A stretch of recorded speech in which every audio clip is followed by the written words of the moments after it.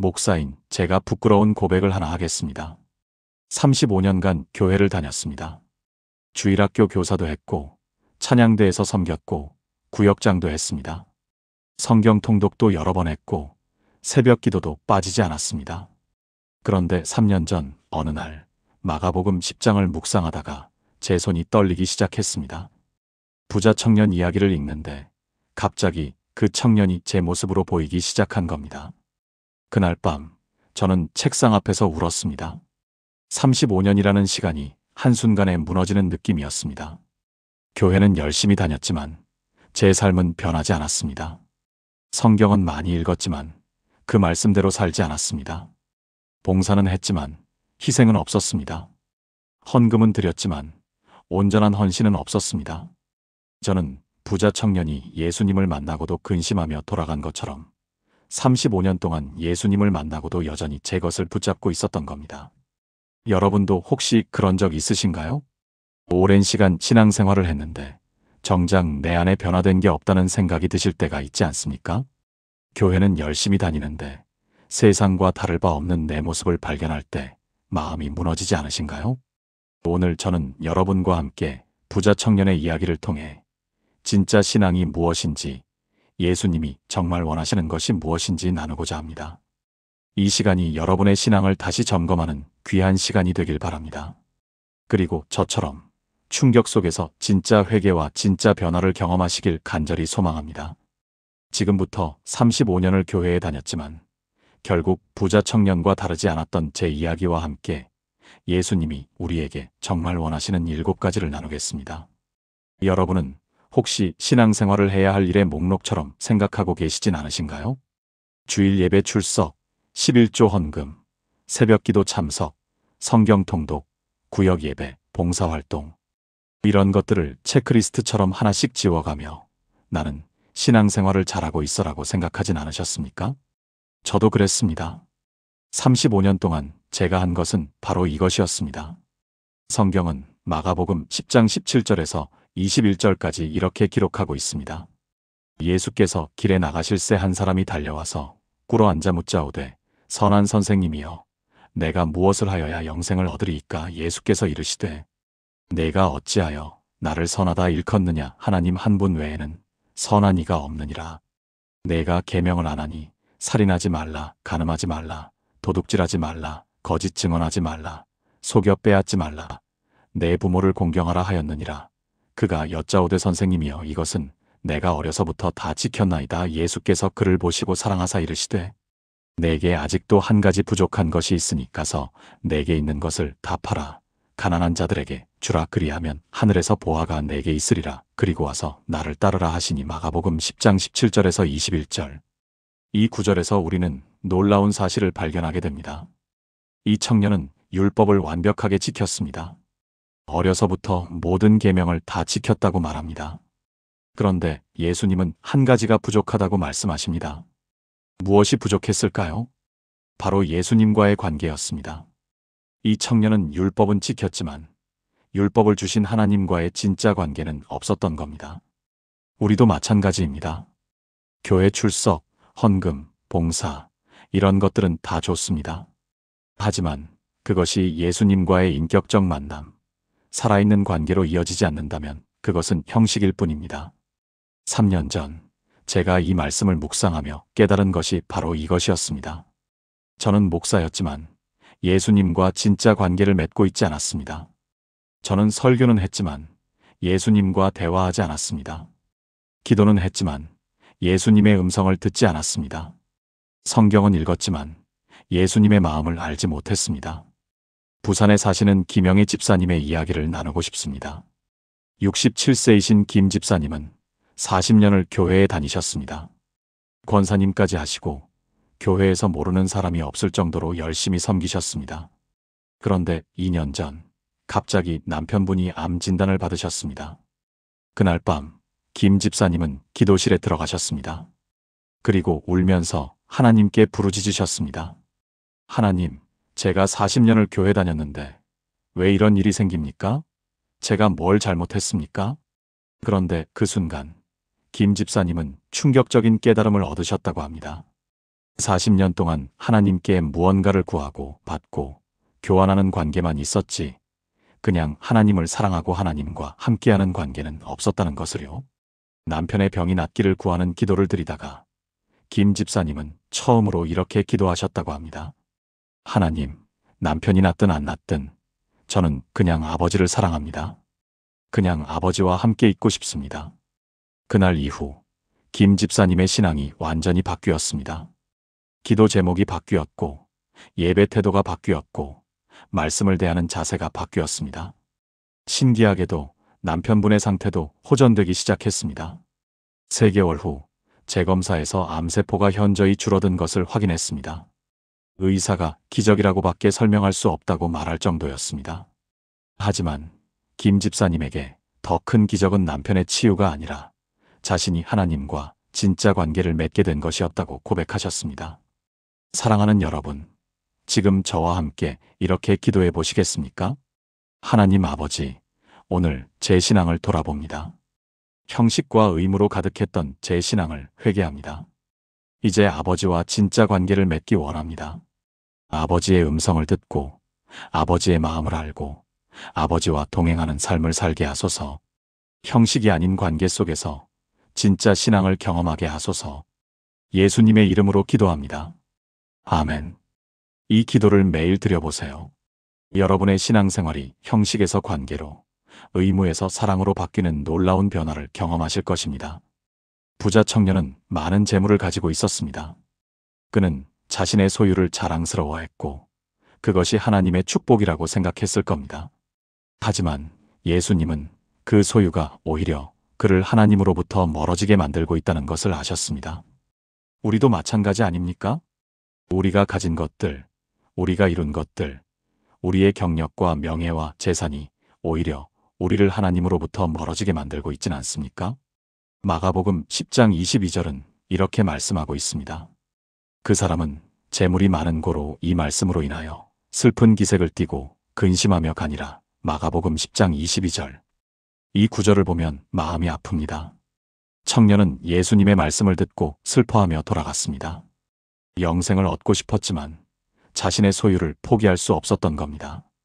여기서 핵심은 재물 그 자체가 아닙니다. 예수님이 정말 원하신 것은 재물이 아니라 순종이었습니다. 예수님의 말씀에 순종하는 마음, 하나님의 뜻에 자신을 내어드리는 태도였습니다. 재물은 그저 이 청년에게 순종을 막는 장애물이었을 뿐입니다. 우리에게도 그런 장애물이 있지 않습니까? 어떤 사람에게는 재물이고, 어떤 사람에게는 명예이고, 어떤 사람에게는 자녀이고, 어떤 사람에게는 자신의 계획일 수 있습니다. 하나님이 이것을 내려놓으라고 말씀하실 때 우리는 부자 청년처럼 근심하며 돌아서진 않습니까? 저에게는 목회 성공이 그런 장애물이었습니다. 35년 동안 교회를 다니며 저는 하나님보다 교회 성장에 더 마음이 있었습니다. 기도할 때도 하나님, 교회를 부흥시켜 주세요라고 기도했지, 하나님, 당신의 뜻을 이루소서라고 기도하지 않았습니다. 성경을 읽을 때도 설교 본문을 찾기 위해 읽었지, 하나님의 음성을 듣기 위해 읽지 않았습니다. 3년 전 그날 마가복음 10장을 읽으며 저는 깨달았습니다. 하나님이 제게 내 목회를 내려놓으라고 말씀하시면 저도 부자 청년처럼 근심하며 돌아설 것이라는 사실을요. 대구에 계신 박준호 장로님의 이야기를 들려드리고 싶습니다. 63세이신 박 장로님은 30년 동안 건설회사를 운영하셨습니다. 회사는 승승장구했고 연매출 200억 원을 넘길 정도로 성공했습니다.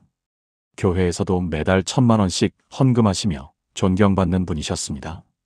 그런데 5년 전 회사가 갑자기 어려워지기 시작했습니다. 대형 프로젝트에서 손실이 발생했고 직원들 월급도 밀리기 시작했습니다. 박 장로님은 매일 밤 기도실에서 울며 기도하셨습니다. 하나님, 회사를 살려주세요.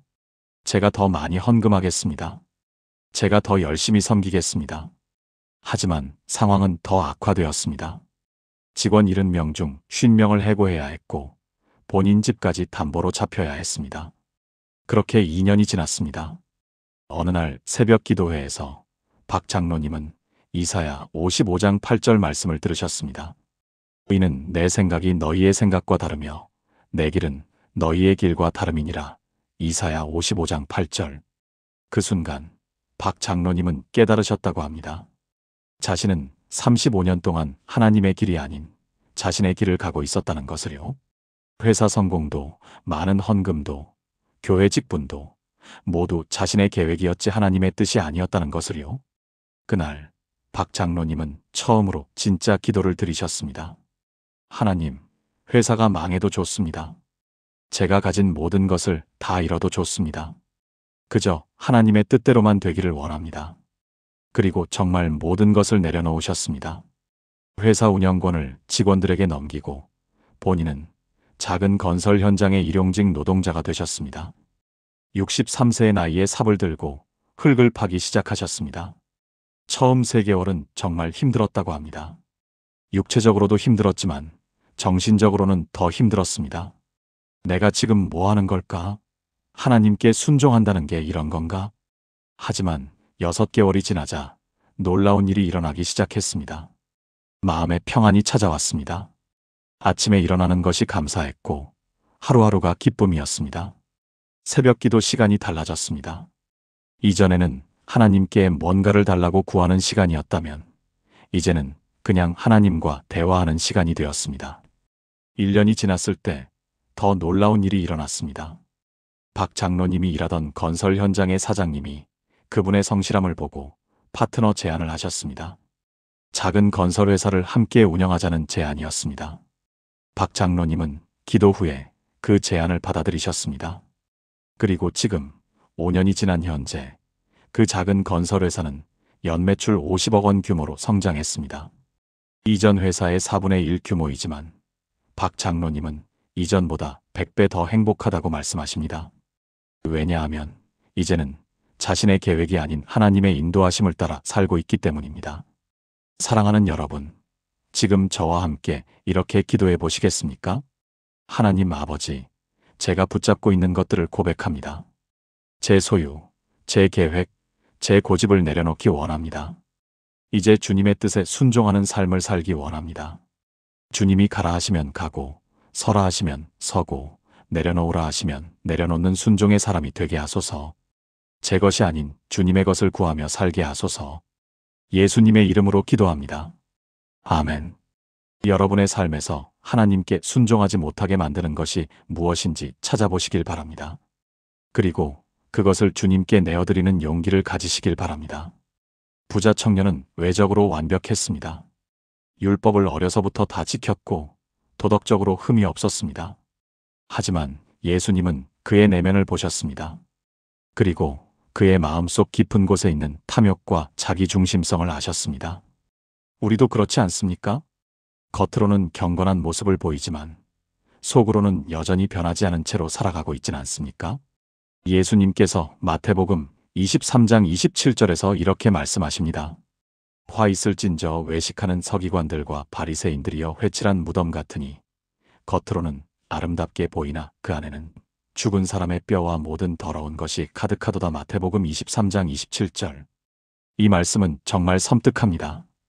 회칠한 무덤이라는 표현은 겉은 깨끗해 보이지만 속은 썩어 있는 상태를 의미합니다.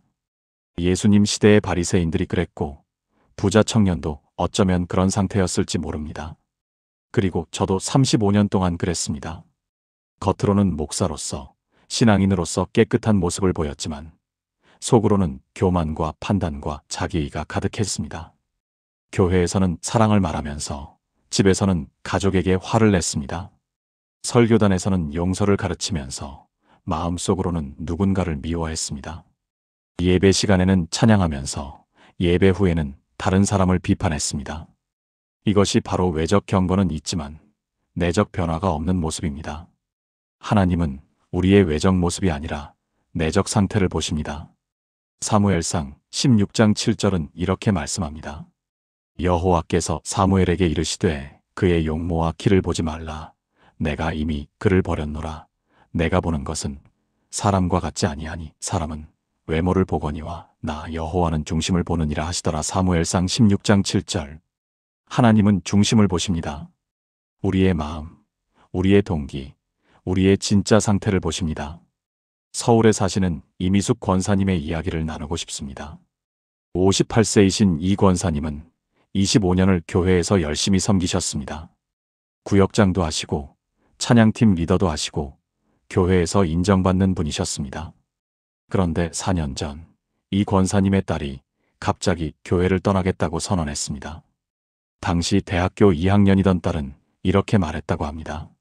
엄마, 저는 엄마처럼 살고 싶지 않아요.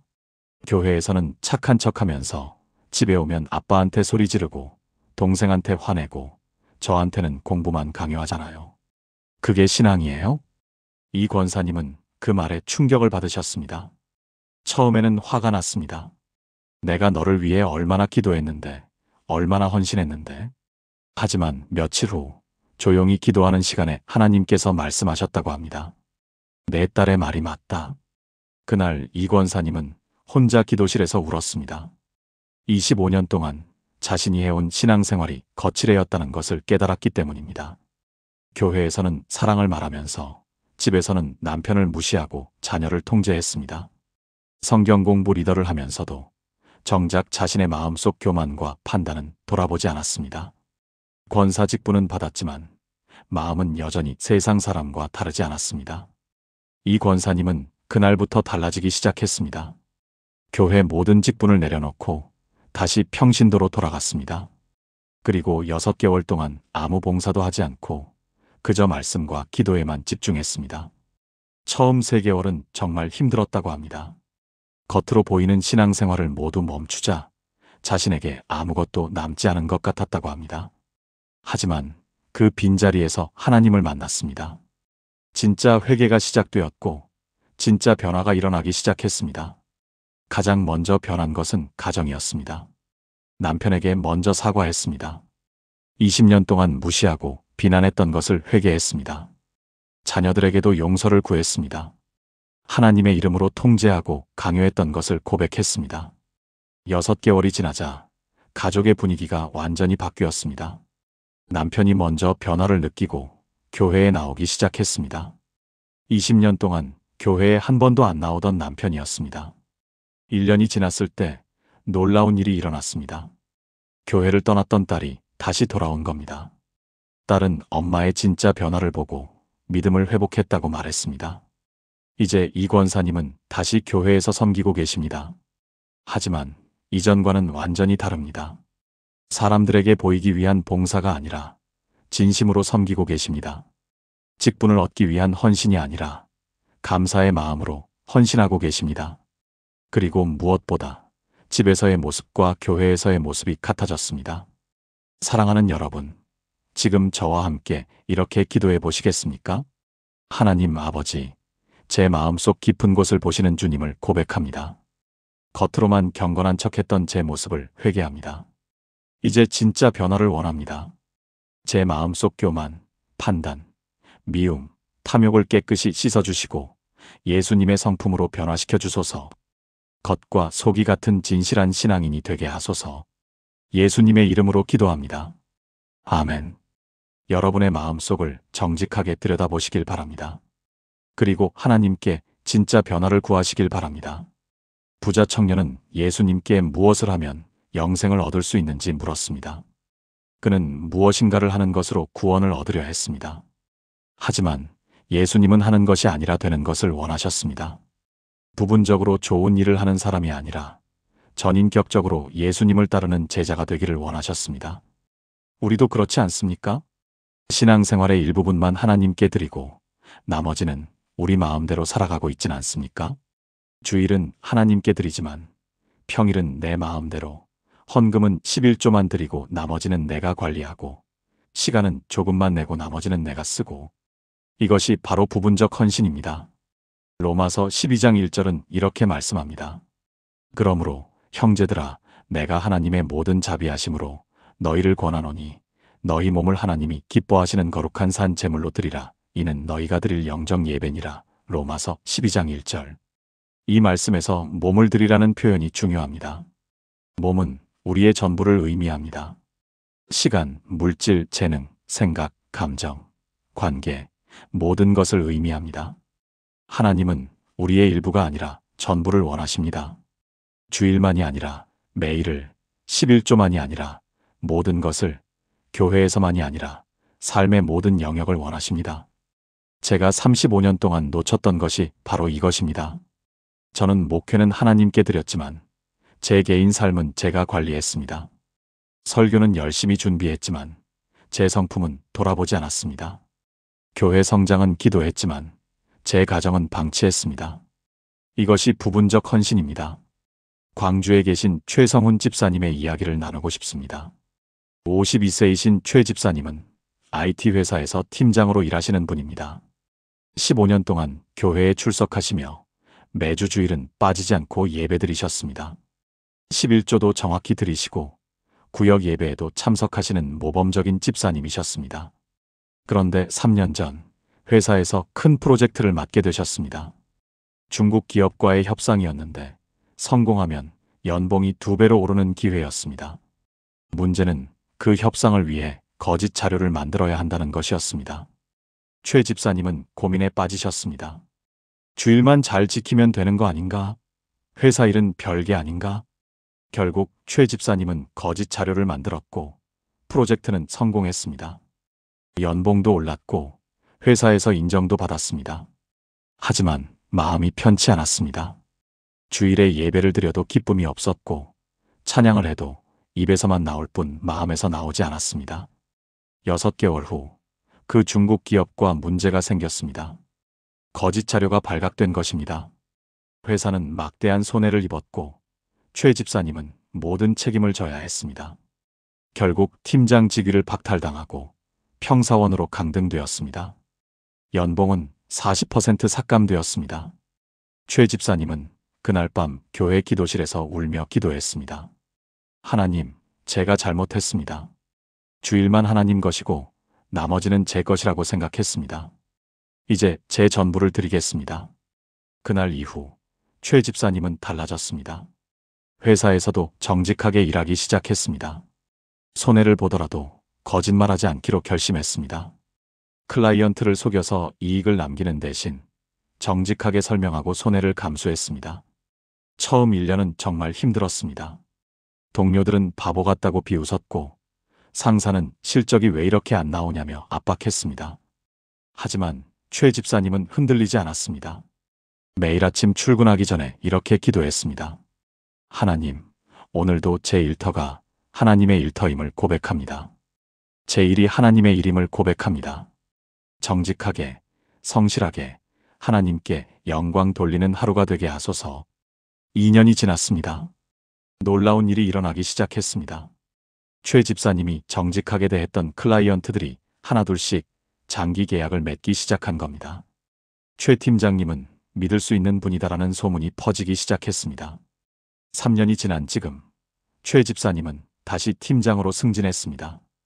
이번에는 이전과 다릅니다. 회사에서도 정직과 신뢰의 팀으로 인정받고 있고 최 집사님의 팀은 회사 내에서 가장 높은 고객 만족도를 기록하고 있습니다.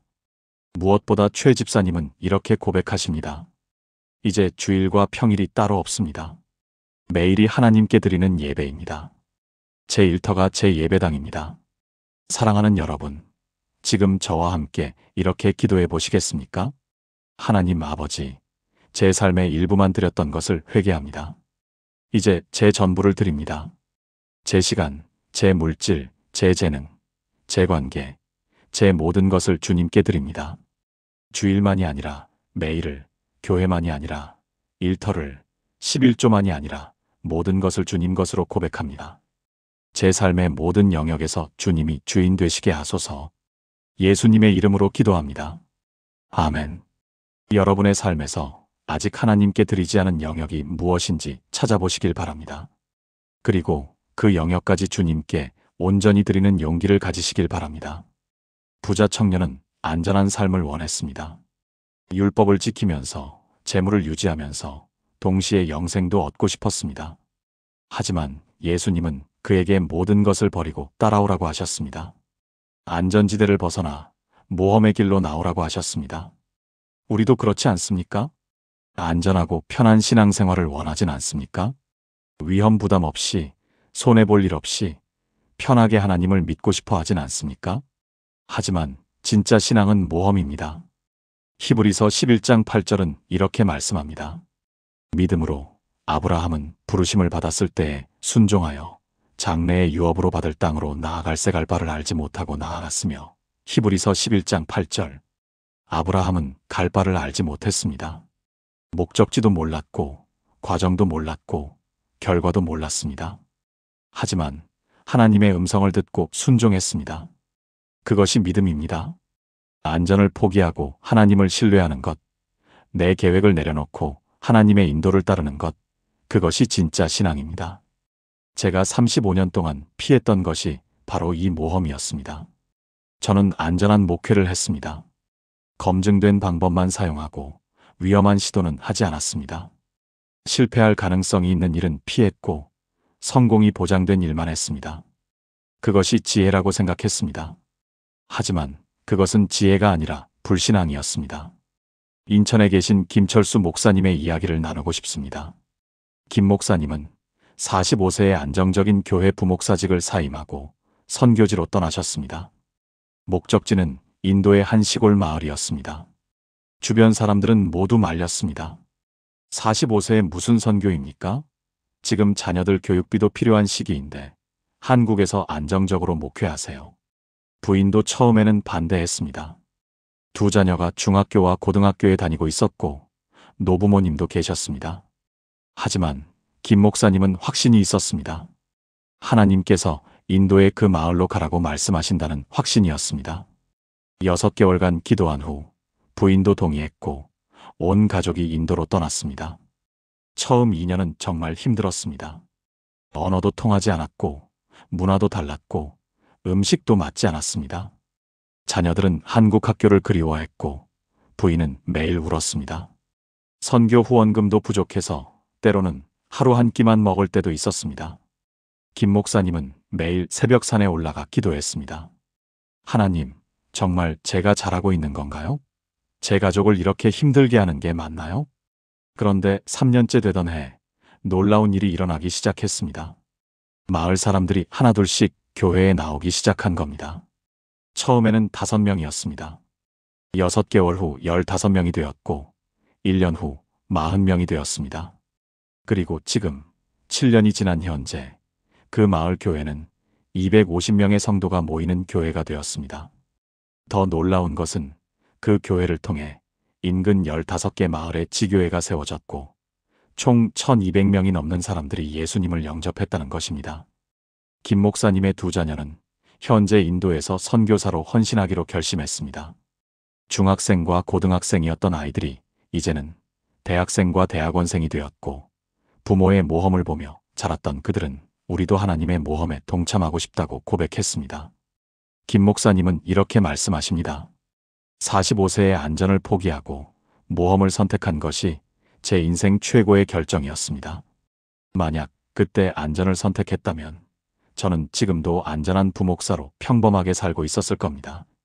하지만 모험을 선택했기에 하나님의 기적을 매일 보며 살고 있습니다. 부산에 사시는 정은미 집사님의 이야기도 있습니다. 61세이신 정 집사님은 30년 동안 은행원으로 일하셨습니다. 안정적인 직장, 좋은 연금, 편안한 노후가 보장되어 있었습니다.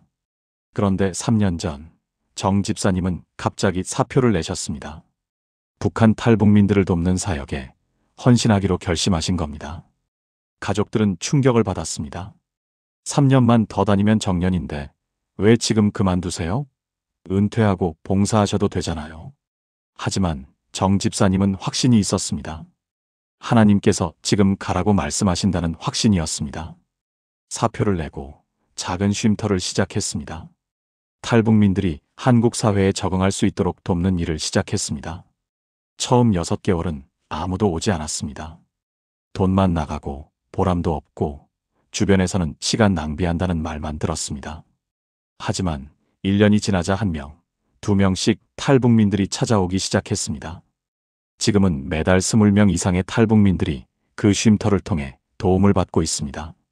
한글 교육, 직업 훈련, 신앙 교육을 받고 새로운 삶을 시작하고 있습니다. 3년 동안 그 쉼터를 거쳐간 탈북민이 200명이 넘습니다.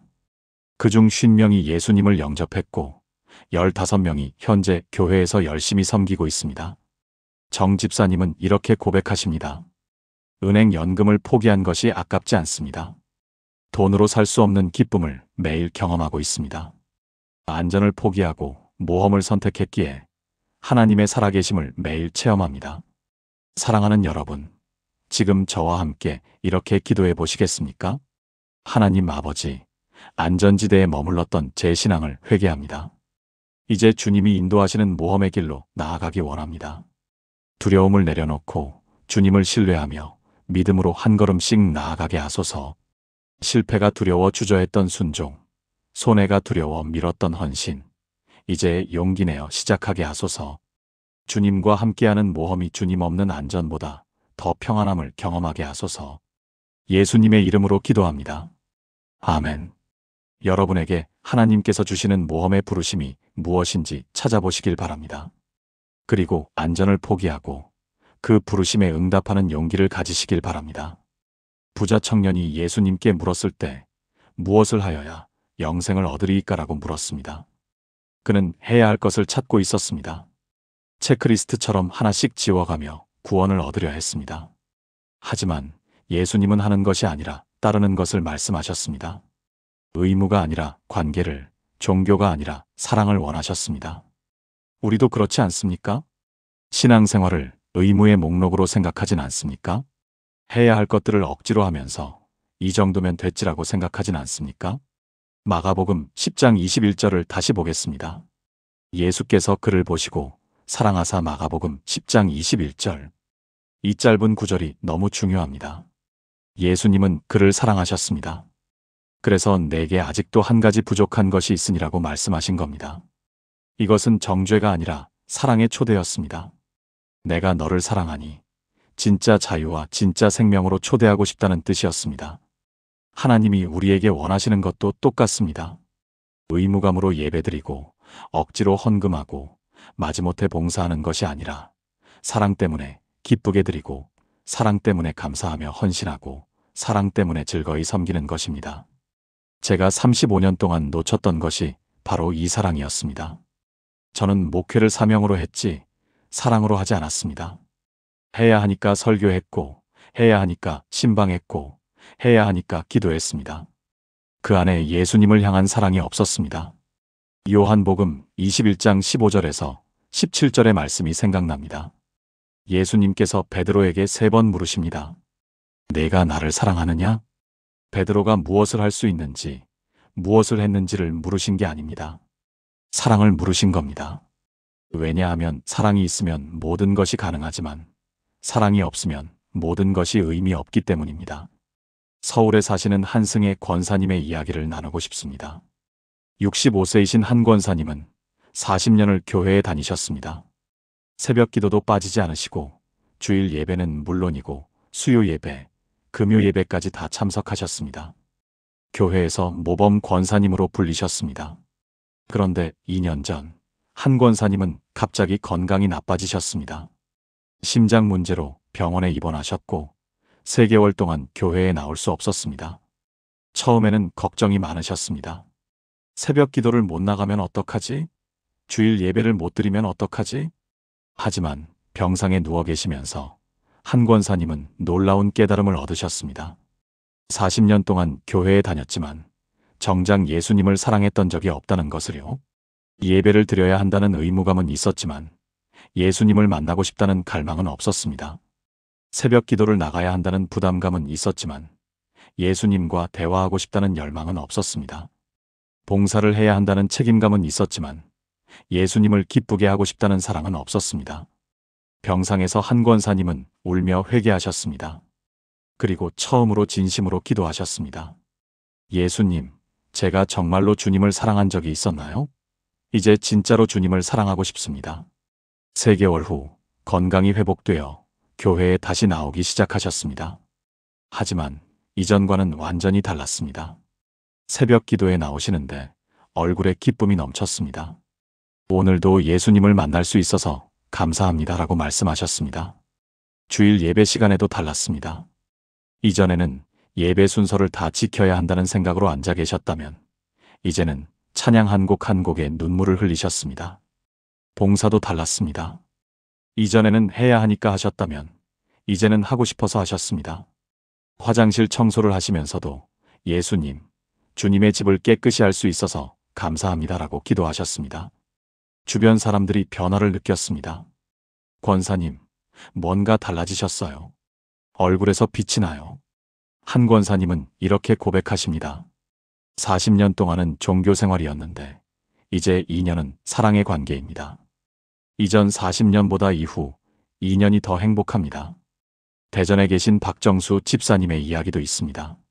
48세이신 박 집사님은 20년 동안 교회에서 열심히 봉사하셨습니다. 주차 봉사, 교통 정리, 식당 봉사, 뭐든지 다 하셨습니다. 그런데 어느 날 담임 목사님께서 박 집사님을 개인적으로 만나자고 하셨습니다. 목사님은 이렇게 물으셨습니다. 집사님, 봉사하면서 행복하세요? 박 집사님은 당황하셨습니다. 사실 행복하지 않았기 때문입니다. 봉사는 했지만 그것은 의무였고 부담이었습니다. 솔직히 고백하자면 때로는 짜증도 났고 불평도 있었습니다. 목사님은 이렇게 말씀하셨습니다. 집사님, 한 달 동안 모든 봉사를 멈추세요. 그리고 예배만 드리시고 예수님과 사랑의 관계를 회복하는 시간을 가지세요. 박 집사님은 처음에는 이해가 안 되었습니다. 봉사를 멈추라니? 그럼 저는 뭘 하란 말인가? 하지만 순종했습니다. 한 달 동안 아무 봉사도 하지 않고 그저 예배만 드렸습니다. 그리고 매일 30분씩 예수님께 기도했습니다. 예수님, 당신이 누구신지 알고 싶습니다. 당신을 진짜로 사랑하고 싶습니다. 2주가 지나자 변화가 시작되었습니다. 예수님이 얼마나 자신을 사랑하시는지 느껴지기 시작했습니다. 십자가의 의미가 새롭게 다가왔습니다. 찬양 가사 하나하나가 마음에 와닿았습니다. 한 달 후, 박 집사님은 다시 봉사를 시작했습니다. 하지만 이전과는 완전히 달랐습니다. 주차 봉사를 하면서 예수님, 오늘도 주님을 섬길 수 있어서 감사합니다라고 기도했습니다. 교통 정리를 하면서 주님, 이 작은 섬김이 주님을 기쁘시게 하길 바랍니다라고 고백했습니다. 식당 봉사를 하면서 주님의 사랑으로 형제자매들을 섬깁니다라고 선포했습니다. 똑같은 일이지만 마음이 완전히 달랐습니다. 이제는 의무가 아니라 기쁨이고 부담이 아니라 특권이었습니다. 5년이 지난 지금 박 집사님은 교회에서 가장 기쁨 넘치는 봉사자로 알려져 있습니다. 사랑하는 여러분, 지금 저와 함께 이렇게 기도해 보시겠습니까? 사랑의 하나님 아버지, 의무로 섬겼던 저를 용서하소서. 이제 사랑으로 섬기기 원합니다. 예수님을 진심으로 사랑하는 마음을 주시고 그 사랑으로 모든 것을 하게 하소서. 예배도 헌금도 봉사도 모든 것이 사랑의 표현이 되게 하소서. 의무감이 아닌 감사함으로, 부담이 아닌 기쁨으로, 억지가 아닌 자원함으로 주님을 섬기게 하소서. 예수님의 이름으로 기도합니다. 아멘. 여러분의 신앙생활을 돌아보시길 바랍니다. 그것이 의무입니까? 사랑입니까? 그리고 예수님을 진심으로 사랑하는 마음을 구하시길 바랍니다. 부자 청년은 예수님의 말씀을 듣고 슬퍼하며 돌아갔습니다. 나중에 하지, 지금은 아니야 라고 생각했을지 모릅니다. 하지만 성경은 그가 다시 돌아왔다는 기록을 하지 않습니다. 미루다가 결국 놓쳐버린 것입니다.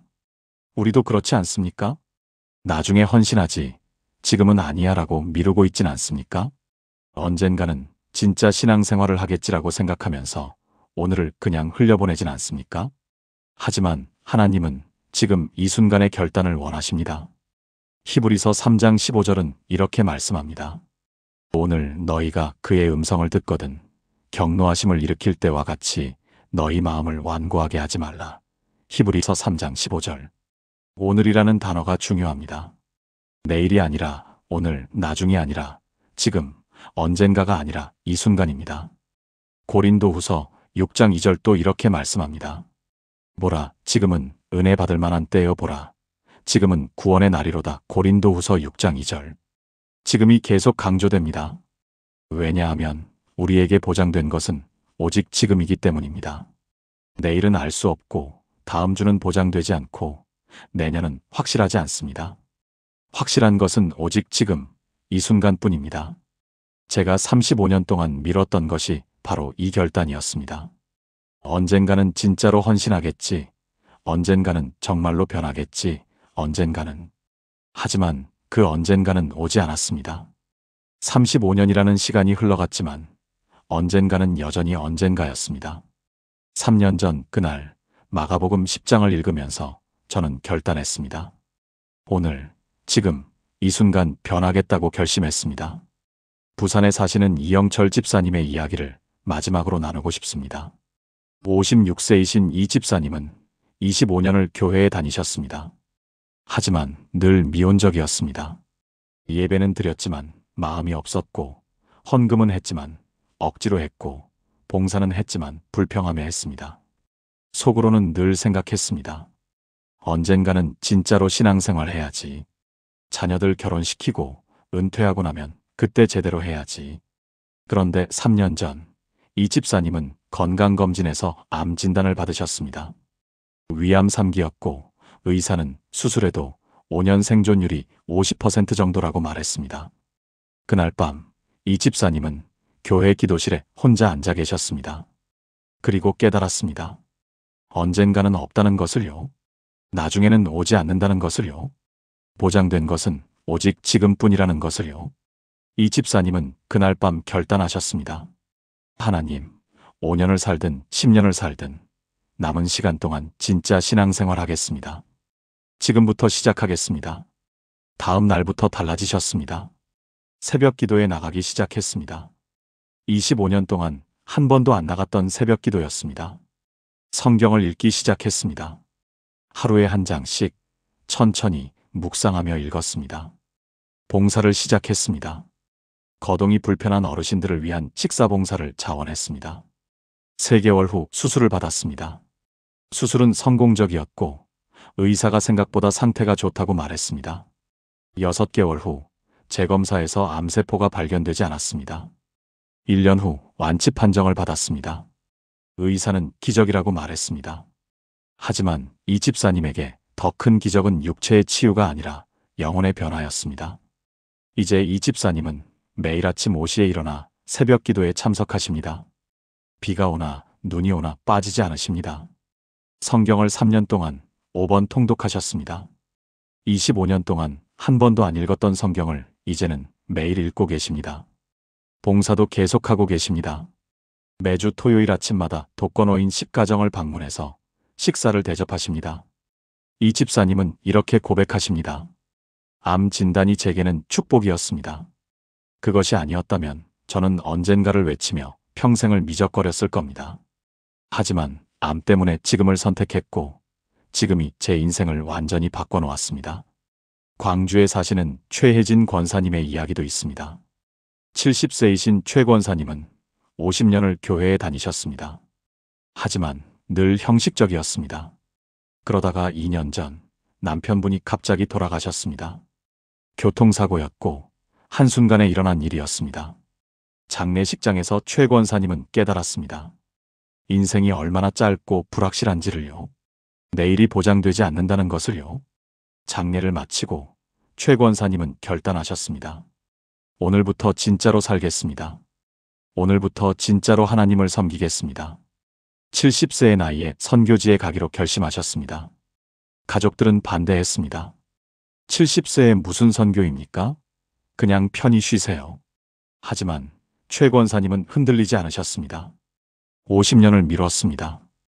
더 이상 미룰 수 없습니다. 캄보디아의 한 고아원에 가셨습니다. 70세의 나이에 고아원 아이들을 돌보기 시작하셨습니다. 처음에는 힘들었습니다.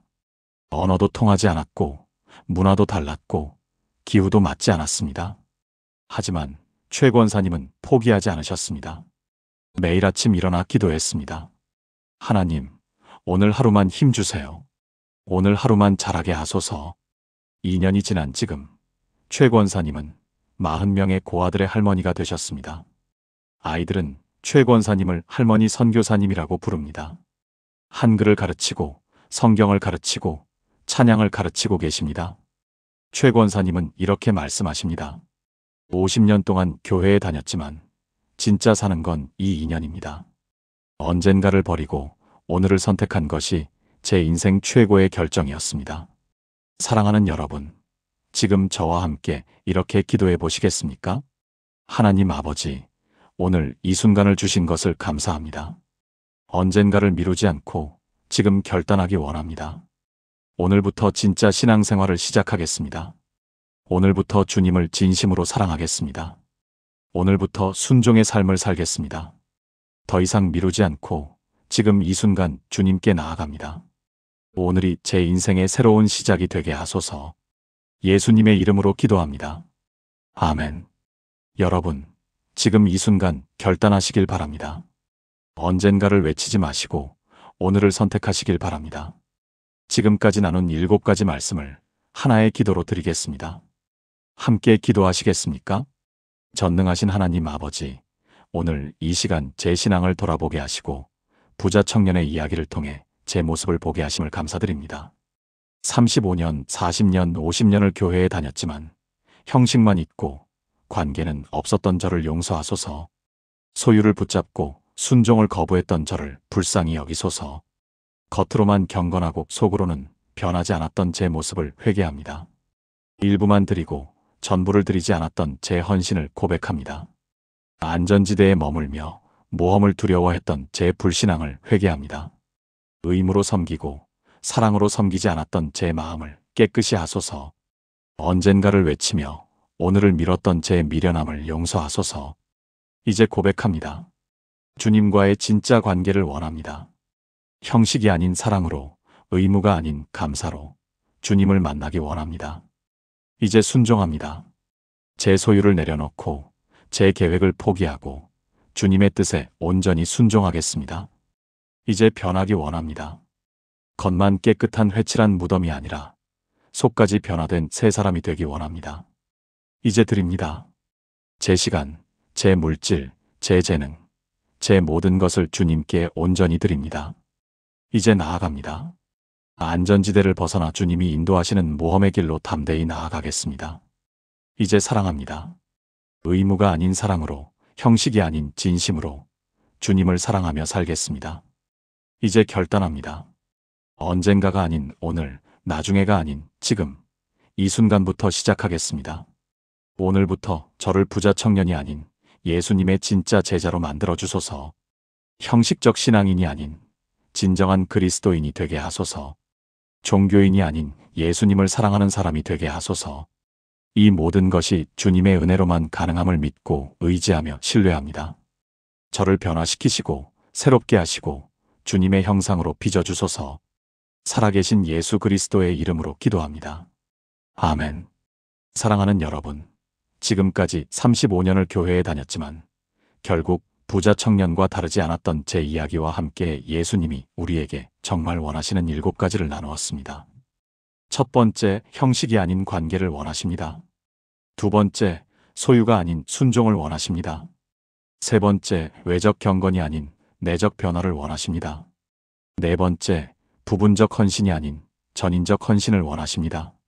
다섯 번째, 안전지대가 아닌 모험을 원하십니다. 여섯 번째, 종교적 의무가 아닌 사랑의 관계를 원하십니다. 일곱 번째, 지금 이 순간의 결단을 원하십니다. 부자 청년은 슬퍼하며 돌아갔습니다. 하지만 여러분은 다를 수 있습니다. 오늘 이 말씀을 듣고 오늘 이 순간 결단하신다면 여러분은 부자 청년이 아니라 예수님의 진짜 제자가 될 수 있습니다. 저도 3년 전 그날 결단했고 제 삶은 완전히 달라졌습니다. 35년 동안의 형식적 신앙생활보다 이후 3년의 진짜 신앙생활이 훨씬 더 기쁘고 행복하고 의미 있습니다. 여러분도 오늘 그 결단을 하시길 간절히 바랍니다. 언젠가를 외치지 마시고 오늘을 선택하시길 바랍니다. 목사인 제가 부끄러운 고백을 하나 하겠습니다. 35년간 교회를 다녔습니다. 주일학교 교사도 했고 찬양대에서 섬겼고 구역장도 했습니다. 성경 통독도 여러 번 했고 새벽 기도도 빠지지 않았습니다. 그런데 3년 전 어느 날 마가복음 10장을 묵상하다가 제 손이 떨리기 시작했습니다. 부자 청년 이야기를 읽는데 갑자기 그 청년이 제 모습으로 보이기 시작한 겁니다. 그날 밤 저는 책상 앞에서 울었습니다. 35년이라는 시간이 한순간에 무너지는 느낌이었습니다. 교회는 열심히 다녔지만 제 삶은 변하지 않았습니다. 성경은 많이 읽었지만 그 말씀대로 살지 않았습니다. 봉사는 했지만 희생은 없었습니다. 헌금은 드렸지만 온전한 헌신은 없었습니다. 저는 부자 청년이 예수님을 만나고도 근심하며 돌아간 것처럼 35년 동안 예수님을 만나고도 여전히 제 것을 붙잡고 있었던 겁니다. 여러분도 혹시 그런 적 있으신가요? 오랜 시간 신앙생활을 했는데 정작 내 안에 변화된 게 없다는 생각이 드실 때가 있지 않습니까? 교회는 열심히 다니는데 세상과 다를 바 없는 내 모습을 발견할 때 마음이 무너지지 않으신가요? 오늘 저는 여러분과 함께 부자 청년의 이야기를 통해 진짜 신앙이 무엇인지, 예수님이 정말 원하시는 것이 무엇인지 나누고자 합니다. 이 시간이 여러분의 신앙을 다시 점검하는 귀한 시간이 되길 바랍니다. 그리고 저처럼 충격 속에서 진짜 회개와 진짜 변화를 경험하시길 간절히 소망합니다. 지금부터 35년을 교회에 다녔지만 결국 부자 청년과 다르지 않았던 제 이야기와 함께 예수님이 우리에게 정말 원하시는 7가지를 나누겠습니다. 여러분은 혹시 신앙생활을 해야 할 일의 목록처럼 생각하고 계시진 않으신가요? 주일 예배 출석, 11조 헌금, 새벽기도 참석, 성경 통독, 구역 예배, 봉사활동, 이런 것들을 체크리스트처럼 하나씩 지워가며 나는 신앙생활을 잘하고 있어라고 생각하진 않으셨습니까? 저도 그랬습니다. 35년 동안 제가 한 것은 바로 이것이었습니다. 성경은 마가복음 10장 17절에서 21절까지 이렇게 기록하고 있습니다. 예수께서 길에 나가실새 한 사람이 달려와서 꿇어 앉아 묻자오되 선한 선생님이여 내가 무엇을 하여야 영생을 얻으리이까? 예수께서 이르시되 내가 어찌하여 나를 선하다 일컫느냐? 하나님 한 분 외에는 선한 이가 없느니라. 내가 계명을 안 하니 살인하지 말라, 간음하지 말라, 도둑질하지 말라, 거짓 증언하지 말라, 속여 빼앗지 말라, 내 부모를 공경하라 하였느니라. 그가 여짜오되 선생님이여 이것은 내가 어려서부터 다 지켰나이다. 예수께서 그를 보시고 사랑하사 이르시되 내게 아직도 한 가지 부족한 것이 있으니 가서 내게 있는 것을 다 팔아 가난한 자들에게 주라. 그리하면 하늘에서 보화가 내게 있으리라. 그리고 와서 나를 따르라 하시니. 마가복음 10장 17절에서 21절. 이 구절에서 우리는 놀라운 사실을 발견하게 됩니다. 이 청년은 율법을 완벽하게 지켰습니다. 어려서부터 모든 계명을 다 지켰다고 말합니다. 그런데 예수님은 한 가지가 부족하다고 말씀하십니다. 무엇이 부족했을까요? 바로 예수님과의 관계였습니다. 이 청년은 율법은 지켰지만 율법을 주신 하나님과의 진짜 관계는 없었던 겁니다. 우리도 마찬가지입니다. 교회 출석, 헌금, 봉사, 이런 것들은 다 좋습니다. 하지만 그것이 예수님과의 인격적 만남, 살아있는 관계로 이어지지 않는다면 그것은 형식일 뿐입니다. 3년 전 제가 이 말씀을 묵상하며 깨달은 것이 바로 이것이었습니다. 저는 목사였지만 예수님과 진짜 관계를 맺고 있지 않았습니다. 저는 설교는 했지만 예수님과 대화하지 않았습니다. 기도는 했지만 예수님의 음성을 듣지 않았습니다. 성경은 읽었지만 예수님의 마음을 알지 못했습니다. 부산에 사시는 김영희 집사님의 이야기를 나누고 싶습니다. 67세이신 김 집사님은 40년을 교회에 다니셨습니다. 권사님까지 하시고 교회에서 모르는 사람이 없을 정도로 열심히 섬기셨습니다. 그런데 2년 전 갑자기 남편분이 암 진단을 받으셨습니다. 그날 밤 김 집사님은 기도실에 들어가셨습니다. 그리고 울면서 하나님께 부르짖으셨습니다. 하나님, 제가 40년을 교회 다녔는데 왜 이런 일이 생깁니까? 제가 뭘 잘못했습니까? 그런데 그 순간 김 집사님은 충격적인 깨달음을 얻으셨다고 합니다. 40년 동안 하나님께 무언가를 구하고 받고 교환하는 관계만 있었지 그냥 하나님을 사랑하고 하나님과 함께하는 관계는 없었다는 것을요. 남편의 병이 낫기를 구하는 기도를 드리다가 김 집사님은 처음으로 이렇게 기도하셨다고 합니다. 하나님, 남편이 낫든 안 낫든 저는 그냥 아버지를 사랑합니다. 그냥 아버지와 함께 있고 싶습니다. 그날 이후 김 집사님의 신앙이 완전히 바뀌었습니다. 기도 제목이 바뀌었고, 예배 태도가 바뀌었고, 말씀을 대하는 자세가 바뀌었습니다. 신기하게도 남편분의 상태도 호전되기 시작했습니다. 3개월 후 재검사에서 암세포가 현저히 줄어든 것을 확인했습니다. 의사가 기적이라고밖에 설명할 수 없다고 말할 정도였습니다. 하지만 김 집사님에게 더 큰 기적은 남편의 치유가 아니라 자신이 하나님과 진짜 관계를 맺게 된 것이었다고 고백하셨습니다.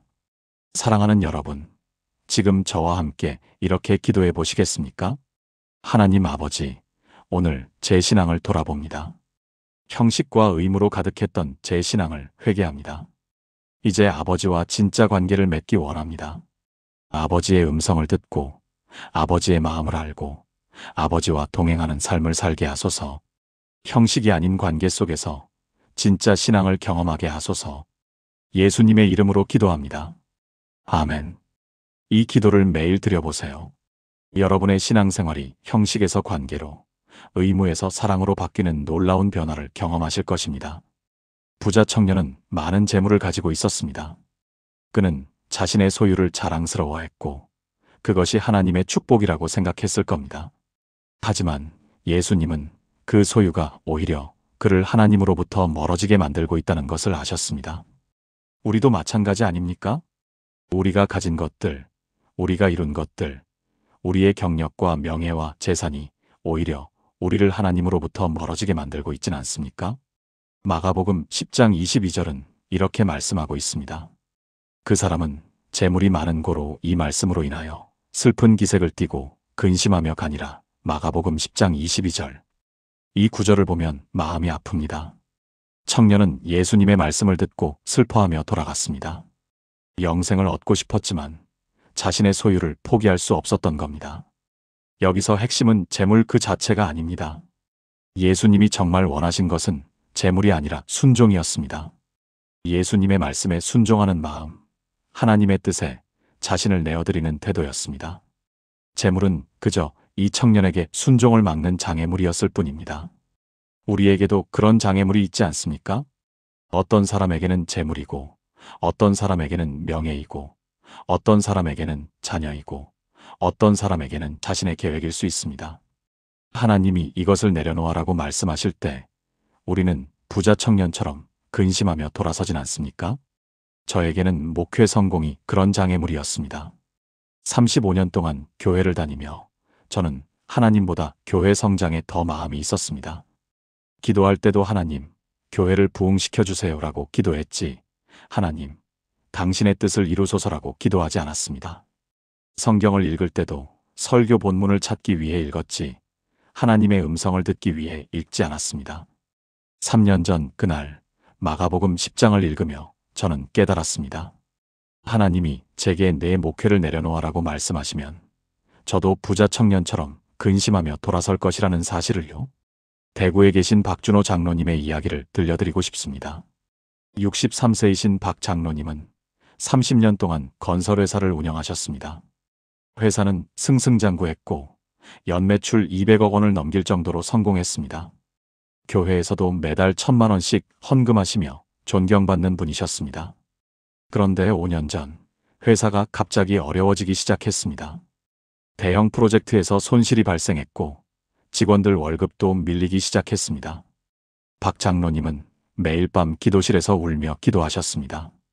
하나님, 회사를 살려주세요. 제가 더 많이 헌금하겠습니다. 제가 더 열심히 섬기겠습니다. 하지만 상황은 더 악화되었습니다. 직원 70명 중 50명을 해고해야 했고 본인 집까지 담보로 잡혀야 했습니다. 그렇게 2년이 지났습니다. 어느 날 새벽 기도회에서 박 장로님은 이사야 55장 8절 말씀을 들으셨습니다. 이는 내 생각이 너희의 생각과 다르며 내 길은 너희의 길과 다름이니라. 이사야 55장 8절. 그 순간 박 장로님은 깨달으셨다고 합니다. 자신은 35년 동안 하나님의 길이 아닌 자신의 길을 가고 있었다는 것을요. 회사 성공도, 많은 헌금도, 교회 직분도 모두 자신의 계획이었지 하나님의 뜻이 아니었다는 것을요. 그날 박 장로님은 처음으로 진짜 기도를 드리셨습니다. 하나님, 회사가 망해도 좋습니다. 제가 가진 모든 것을 다 잃어도 좋습니다. 그저 하나님의 뜻대로만 되기를 원합니다. 그리고 정말 모든 것을 내려놓으셨습니다. 회사 운영권을 직원들에게 넘기고 본인은 작은 건설 현장의 일용직 노동자가 되셨습니다. 63세의 나이에 삽을 들고 흙을 파기 시작하셨습니다. 처음 3개월은 정말 힘들었다고 합니다. 육체적으로도 힘들었지만 정신적으로는 더 힘들었습니다. 내가 지금 뭐 하는 걸까? 하나님께 순종한다는 게 이런 건가? 하지만 6개월이 지나자 놀라운 일이 일어나기 시작했습니다. 마음의 평안이 찾아왔습니다. 아침에 일어나는 것이 감사했고 하루하루가 기쁨이었습니다. 새벽 기도 시간이 달라졌습니다. 이전에는 하나님께 뭔가를 달라고 구하는 시간이었다면 이제는 그냥 하나님과 대화하는 시간이 되었습니다. 1년이 지났을 때 더 놀라운 일이 일어났습니다. 박 장로님이 일하던 건설 현장의 사장님이 그분의 성실함을 보고 파트너 제안을 하셨습니다. 작은 건설 회사를 함께 운영하자는 제안이었습니다. 박 장로님은 기도 후에 그 제안을 받아들이셨습니다. 그리고 지금 5년이 지난 현재 그 작은 건설 회사는 연매출 50억 원 규모로 성장했습니다. 이전 회사의 4분의 1 규모이지만 박 장로님은 이전보다 100배 더 행복하다고 말씀하십니다. 왜냐하면 이제는 자신의 계획이 아닌 하나님의 인도하심을 따라 살고 있기 때문입니다. 사랑하는 여러분, 지금 저와 함께 이렇게 기도해 보시겠습니까? 하나님 아버지, 제가 붙잡고 있는 것들을 고백합니다. 제 소유, 제 계획, 제 고집을 내려놓기 원합니다. 이제 주님의 뜻에 순종하는 삶을 살기 원합니다. 주님이 가라 하시면 가고, 서라 하시면 서고, 내려놓으라 하시면 내려놓는 순종의 사람이 되게 하소서. 제 것이 아닌 주님의 것을 구하며 살게 하소서. 예수님의 이름으로 기도합니다. 아멘. 여러분의 삶에서 하나님께 순종하지 못하게 만드는 것이 무엇인지 찾아보시길 바랍니다. 그리고 그것을 주님께 내어드리는 용기를 가지시길 바랍니다. 부자 청년은 외적으로 완벽했습니다. 율법을 어려서부터 다 지켰고 도덕적으로 흠이 없었습니다. 하지만 예수님은 그의 내면을 보셨습니다. 그리고 그의 마음속 깊은 곳에 있는 탐욕과 자기중심성을 아셨습니다. 우리도 그렇지 않습니까? 겉으로는 경건한 모습을 보이지만 속으로는 여전히 변하지 않은 채로 살아가고 있진 않습니까? 예수님께서 마태복음 23장 27절에서 이렇게 말씀하십니다. 화 있을진저 외식하는 서기관들과 바리새인들이여 회칠한 무덤 같으니 겉으로는 아름답게 보이나 그 안에는 죽은 사람의 뼈와 모든 더러운 것이 가득하도다. 마태복음 23장 27절. 이 말씀은 정말 섬뜩합니다.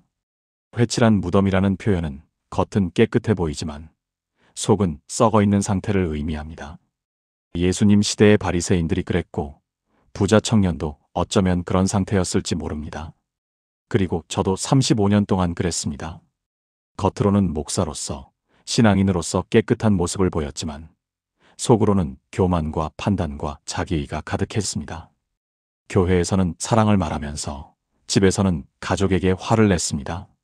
설교단에서는 용서를 가르치면서 마음속으로는 누군가를 미워했습니다. 예배 시간에는 찬양하면서 예배 후에는 다른 사람을 비판했습니다. 이것이 바로 외적 경건은 있지만 내적 변화가 없는 모습입니다. 하나님은 우리의 외적 모습이 아니라 내적 상태를 보십니다. 사무엘상 16장 7절은 이렇게 말씀합니다. 여호와께서 사무엘에게 이르시되 그의 용모와 키를 보지 말라. 내가 이미 그를 버렸노라. 내가 보는 것은 사람과 같지 아니하니 사람은 외모를 보거니와 나 여호와는 중심을 보느니라 하시더라. 사무엘상 16장 7절. 하나님은 중심을 보십니다. 우리의 마음, 우리의 동기, 우리의 진짜 상태를 보십니다. 서울에 사시는 이미숙 권사님의 이야기를 나누고 싶습니다. 58세이신 이 권사님은 25년을 교회에서 열심히 섬기셨습니다. 구역장도 하시고 찬양팀 리더도 하시고 교회에서 인정받는 분이셨습니다. 그런데 4년 전 이 권사님의 딸이 갑자기 교회를 떠나겠다고 선언했습니다. 당시 대학교 2학년이던 딸은 이렇게 말했다고 합니다. 엄마, 저는 엄마처럼 살고 싶지 않아요. 교회에서는 착한 척하면서 집에 오면 아빠한테 소리 지르고 동생한테 화내고 저한테는 공부만 강요하잖아요. 그게 신앙이에요? 이 권사님은 그 말에 충격을 받으셨습니다. 처음에는 화가 났습니다. 내가 너를 위해 얼마나 기도했는데, 얼마나 헌신했는데. 하지만 며칠 후 조용히 기도하는 시간에 하나님께서 말씀하셨다고 합니다. 내 딸의 말이 맞다. 그날 이 권사님은 혼자 기도실에서 울었습니다. 25년 동안 자신이 해온 신앙생활이 거칠애였다는 것을 깨달았기 때문입니다. 교회에서는 사랑을 말하면서 집에서는 남편을 무시하고 자녀를 통제했습니다. 성경 공부 리더를 하면서도 정작 자신의 마음속 교만과 판단은 돌아보지 않았습니다. 권사 직분은 받았지만 마음은 여전히 세상 사람과 다르지 않았습니다. 이 권사님은 그날부터 달라지기 시작했습니다. 교회 모든 직분을 내려놓고 다시 평신도로 돌아갔습니다. 그리고 6개월 동안 아무 봉사도 하지 않고 그저 말씀과 기도에만 집중했습니다. 처음 3개월은 정말 힘들었다고 합니다. 겉으로 보이는 신앙생활을 모두 멈추자 자신에게 아무것도 남지 않은 것 같았다고 합니다. 하지만 그 빈자리에서 하나님을 만났습니다. 진짜 회개가 시작되었고 진짜 변화가 일어나기 시작했습니다. 가장 먼저 변한 것은 가정이었습니다. 남편에게 먼저 사과했습니다. 20년 동안 무시하고 비난했던 것을 회개했습니다. 자녀들에게도 용서를 구했습니다. 하나님의 이름으로 통제하고 강요했던 것을 고백했습니다. 6개월이 지나자 가족의 분위기가 완전히 바뀌었습니다. 남편이 먼저 변화를 느끼고 교회에 나오기 시작했습니다. 20년 동안 교회에 한 번도 안 나오던 남편이었습니다.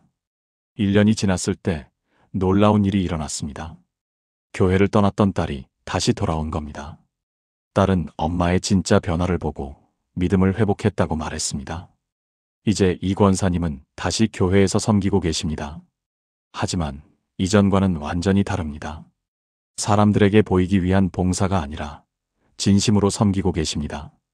직분을 얻기 위한 헌신이 아니라 감사의 마음으로 헌신하고 계십니다. 그리고 무엇보다 집에서의 모습과 교회에서의 모습이 같아졌습니다. 사랑하는 여러분, 지금 저와 함께 이렇게 기도해 보시겠습니까? 하나님 아버지, 제 마음속 깊은 곳을 보시는 주님을 고백합니다. 겉으로만 경건한 척했던 제 모습을 회개합니다. 이제 진짜 변화를 원합니다. 제 마음속 교만, 판단, 미움, 탐욕을 깨끗이 씻어주시고 예수님의 성품으로 변화시켜 주소서. 겉과 속이 같은 진실한 신앙인이 되게 하소서. 예수님의 이름으로 기도합니다. 아멘. 여러분의 마음속을 정직하게 들여다보시길 바랍니다. 그리고 하나님께 진짜 변화를 구하시길 바랍니다. 부자 청년은 예수님께 무엇을 하면 영생을 얻을 수 있는지 물었습니다. 그는 무엇인가를 하는 것으로 구원을 얻으려 했습니다. 하지만 예수님은 하는 것이 아니라 되는 것을 원하셨습니다. 부분적으로 좋은 일을 하는 사람이 아니라 전인격적으로 예수님을 따르는 제자가 되기를 원하셨습니다. 우리도 그렇지 않습니까? 신앙생활의 일부분만 하나님께 드리고 나머지는 우리 마음대로 살아가고 있진 않습니까? 주일은 하나님께 드리지만 평일은 내 마음대로, 헌금은 11조만 드리고 나머지는 내가 관리하고 시간은 조금만 내고 나머지는 내가 쓰고, 이것이 바로 부분적 헌신입니다. 로마서 12장 1절은 이렇게 말씀합니다. 그러므로 형제들아, 내가 하나님의 모든 자비하심으로 너희를 권하노니 너희 몸을 하나님이 기뻐하시는 거룩한 산 제물로 드리라. 이는 너희가 드릴 영적 예배니라. 로마서 12장 1절. 이 말씀에서 몸을 드리라는 표현이 중요합니다.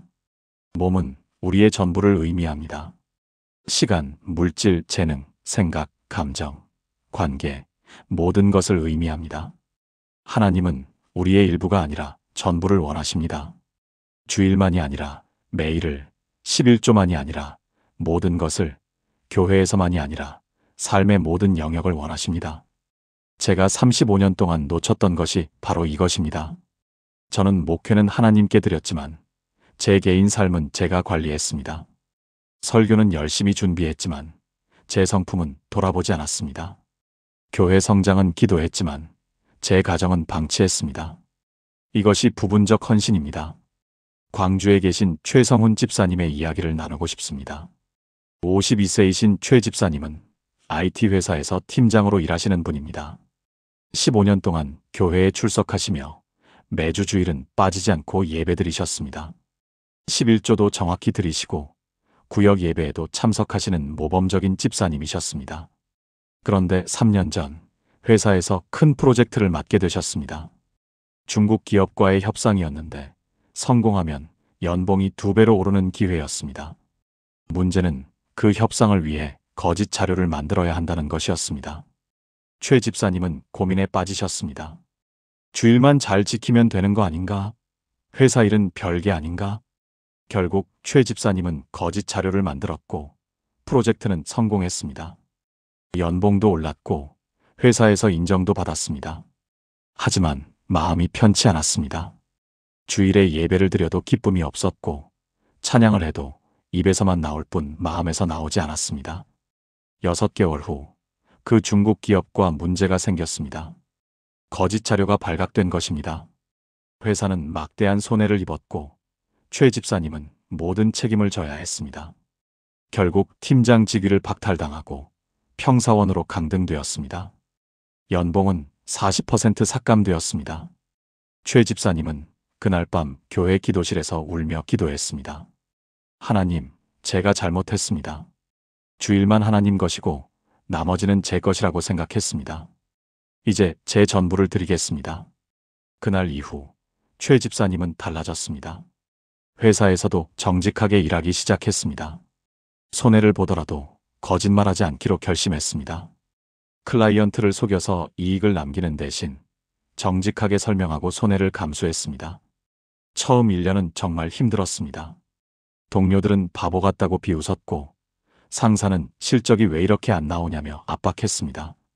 하지만 최 집사님은 흔들리지 않았습니다. 매일 아침 출근하기 전에 이렇게 기도했습니다. 하나님, 오늘도 제 일터가 하나님의 일터임을 고백합니다. 제 일이 하나님의 일임을 고백합니다.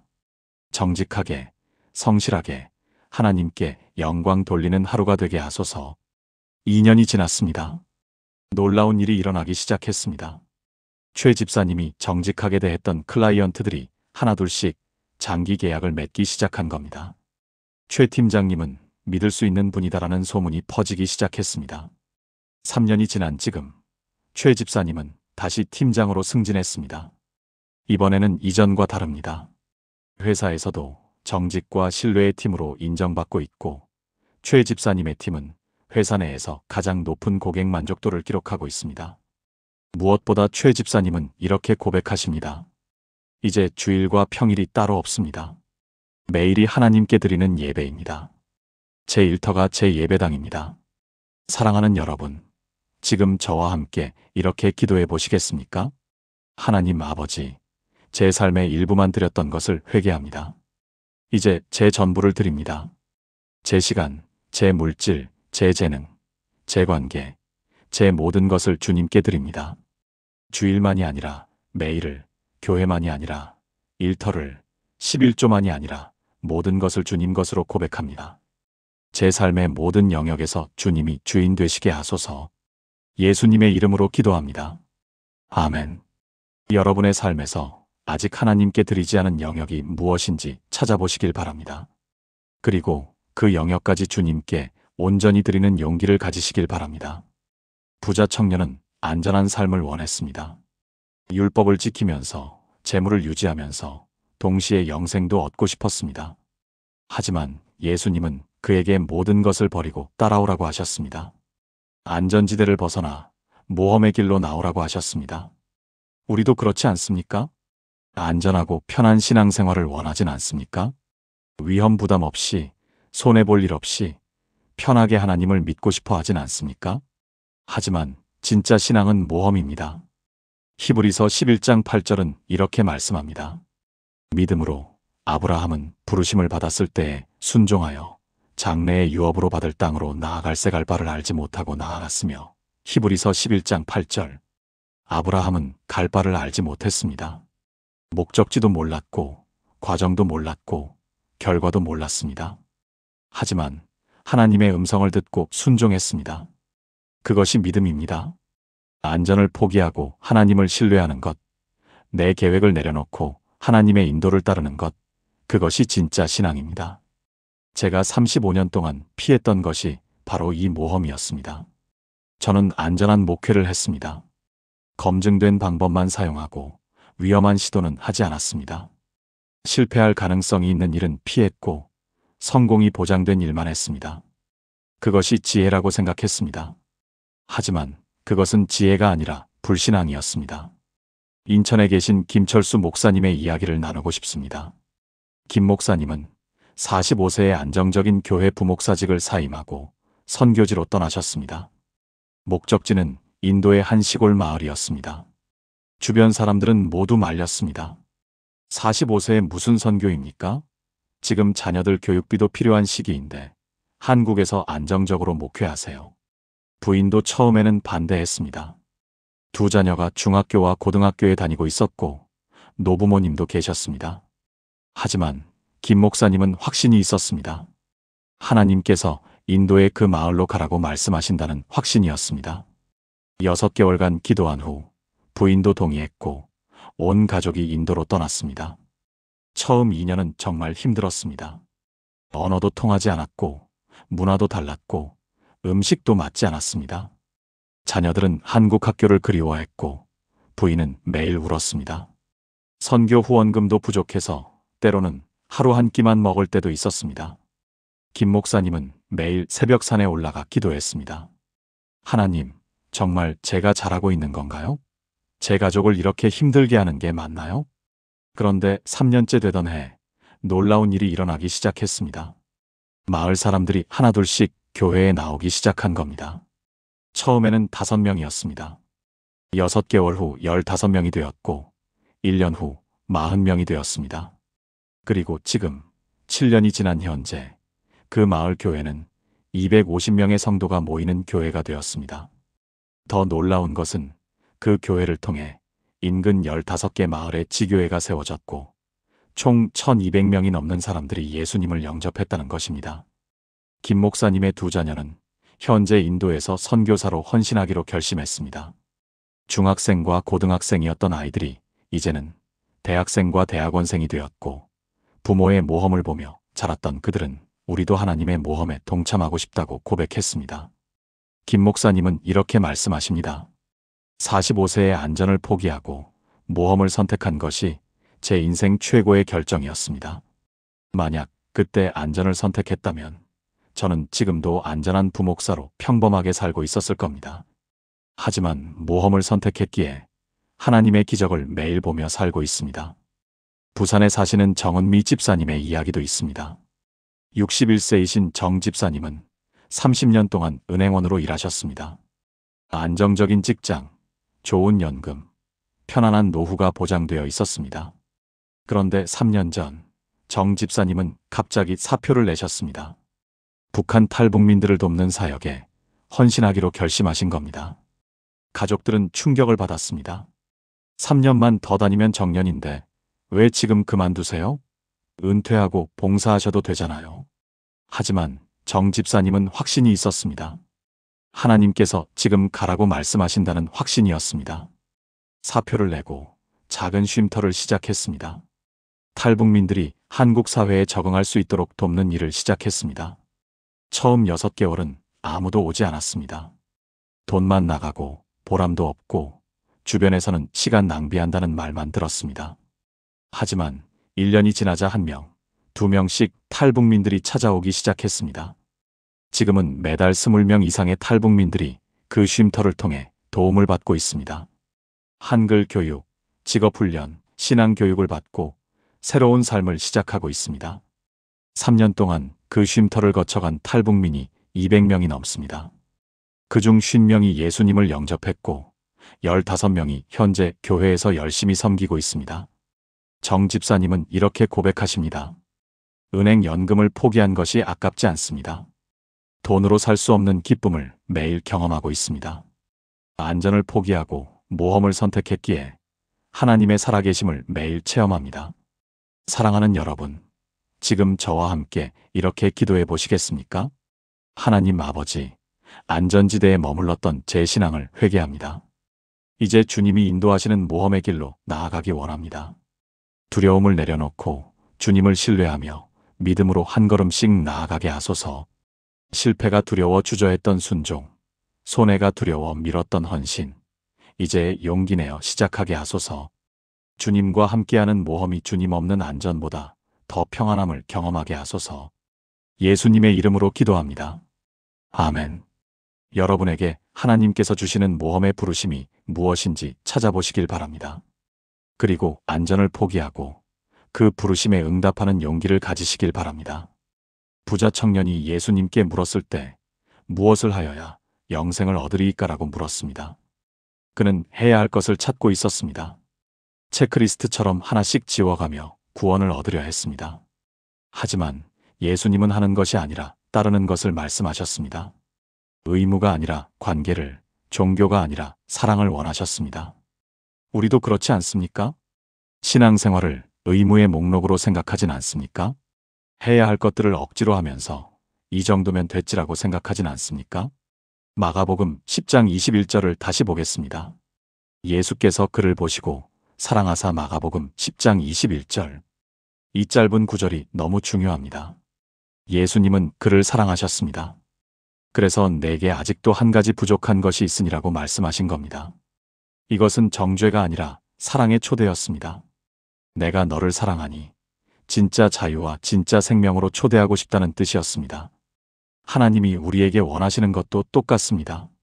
의무감으로 예배드리고 억지로 헌금하고 마지못해 봉사하는 것이 아니라 사랑 때문에 기쁘게 드리고 사랑 때문에 감사하며 헌신하고 사랑 때문에 즐거이 섬기는 것입니다. 제가 35년 동안 놓쳤던 것이 바로 이 사랑이었습니다. 저는 목회를 사명으로 했지 사랑으로 하지 않았습니다. 해야 하니까 설교했고 해야 하니까 신방했고 해야 하니까 기도했습니다. 그 안에 예수님을 향한 사랑이 없었습니다. 요한복음 21장 15절에서 17절의 말씀이 생각납니다. 예수님께서 베드로에게 3번 물으십니다. 내가 나를 사랑하느냐? 베드로가 무엇을 할 수 있는지, 무엇을 했는지를 물으신 게 아닙니다. 사랑을 물으신 겁니다. 왜냐하면 사랑이 있으면 모든 것이 가능하지만 사랑이 없으면 모든 것이 의미 없기 때문입니다. 서울에 사시는 한승의 권사님의 이야기를 나누고 싶습니다. 65세이신 한 권사님은 40년을 교회에 다니셨습니다.